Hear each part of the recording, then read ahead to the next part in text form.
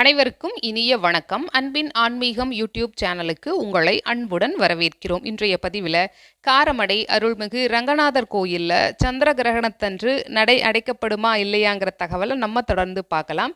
நம்ம சேனலை முதல் முறையாக பார்க்குறவங்க ஞாபகமாக சப்ஸ்கிரைப் பண்ணிக்கலாம்.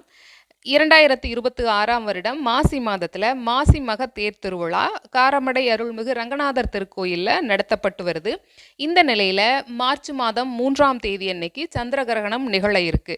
மார்ச் மாதம் 3ஆம் தேதி தான் காரமடை ரங்கநாதர் கோயிலில் பந்த சேவை நிகழ்வும் நடத்தப்பட உள்ளது.